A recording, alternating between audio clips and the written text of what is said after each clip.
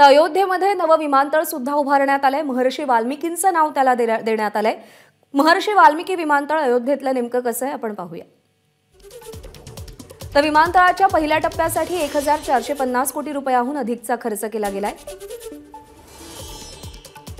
विमानतळ टर्मिनल इमारतीचं क्षेत्रफळ हे 6500 चौरस मीटर इतकं आहे।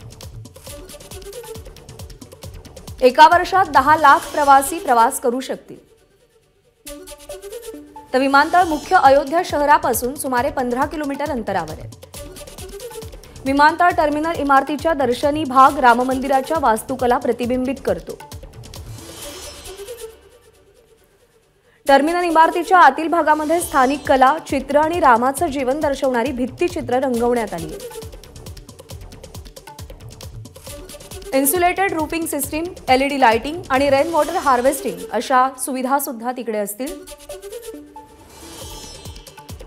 कारंजासह लँडस्केपिंग, जलशुद्धीकरण संयंत्र, सांडपाणी प्रक्रिया प्रकल्प आणि सौर ऊर्जा प्रकल्पांचा तिथे समावेश आहे।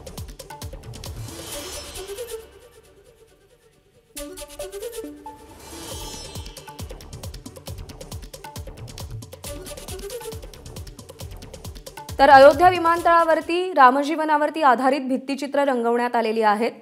त्या भित्तिचित्रांची ही दृश्य सध्या आपण पाहतोय। रामविवाहाचं हे चित्र सध्या दिसतंय।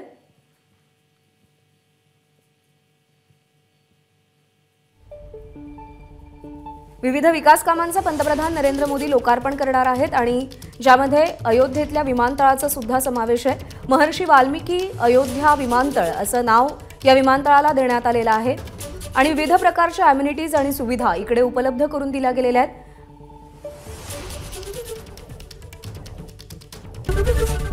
एबीपी माझा, उघडा डोळे बघा नीट।